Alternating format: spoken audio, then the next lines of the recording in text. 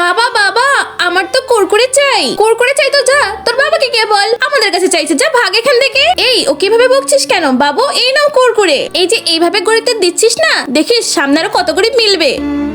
সাবধানে কলাগুলো পারিস, দেখিস পড়ে আবার যাস না। বাবা আমিও তো কলের সবজি খাবো। আরে আমি তো এগুলো পারছি, তুই চিন্তা করিস না একদম। ঠিক আছে বাবু, ওদের কাছে গিয়ে চা, ওরা অবশ্যই তোকে দেবে।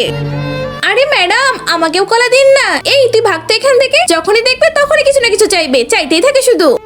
ভাইয়া তুমি আলুগুলো দেখো, আমি মাঠ থেকে একটু আসছি। আচ্ছা ঠিক আছে যা তুই। আরে ওয়াও, ওদের আলুগুলো দেখতে কি সুন্দর হয়েছে। আরে ঢাল ঢাল, এখানে আলুগুলো ঢাল। আরে মনে হচ্ছে আন্টি আলুর দিকে তাকিয়ে আছে। বাবা বাবা, এটার মধ্যে ভালো ভালো আলুগুলো ভরে দাও তো। আচ্ছা বাবু ঠিক আছে, দাঁড়াও দিচ্ছি, এক্ষুনি ভরে দিচ্ছি। ম্যাডাম জি এই নিন আপনার আলু। আরে আলু? আরে দিদি তুমি কি ওর কাছে আলু চেয়েছিলে নাকি? আরে না ম্যাডাম জি তো চাইনি, ওনার তো খেতে ইচ্ছে হয়েছিল। কেন তুই এটা টাকা নিবি না? আরে না আমি তো এটা টাকা দিব না। বাবা তো বলেছে যে যে তোমাকে সাহায্য করবে তোমার উচিত তাকে সাহায্য করা। আরে বাবু সরি, আমাকে মাফ করে দাও। তোমার কলা সবজি খেতে চেয়েছিলে না, এই নাও তোমার কলা। Thank you aunty.